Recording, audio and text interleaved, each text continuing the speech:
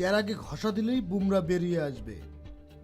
গতকাল ইংল্যান্ডকে 7 রানে হারিয়ে টি-20 বিশ্বকাপের ফাইনালে উঠেছে ভারত। 89 রান করা স্যামসন ম্যাচ সেরা হলেও তার নিজের বিচারে এ পুরস্কার বুমরার প্রাপ্য। এটা আসলে তার প্রাপ্য। ডেড ওভারে সে ওভাবে বোলিং না করলে আমি এখানে দাঁড়িয়ে থাকতে পারতাম না। তাই সব কৃতিত্বে বোলারদের। 499 রানের একটি টি-20 ম্যাচ, যেখানে বাউন্ডারির সংখ্যা 73 আর এর মধ্যে ছক্কায় 34টি। এমন ম্যাচে দুই দলের বোলারদের ওপর দিয়ে কি গেছে সেটা এমনিতেই স্পষ্ট।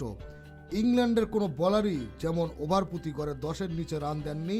ভারতের বোলারদের মধ্যে শুধু হার্দিক পান্ডিয়া ও বুমরা গড়ে 10-এর নিচে রান দিয়েছেন। তবে দুই দলের সব বোলাররা মিলিয়ে গতকাল রাতের সেমিফাইনালে বুমরাই সেরা। 4 ওভারে 33 রান, 1 উইকেট, ইকোনমি রেট 8.25। ইংল্যান্ডের ইনিংসে পাওয়ার প্লেতে নিজের প্রথম ওভারে 7 রানে 1 উইকেট নেন বুমরা।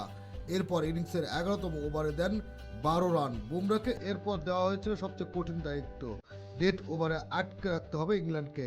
16তম ওভারে 8 এবং 18তম ওভারে 6 রান দিয়ে কাজটা ভালোভাবেই সারেন বুমরা।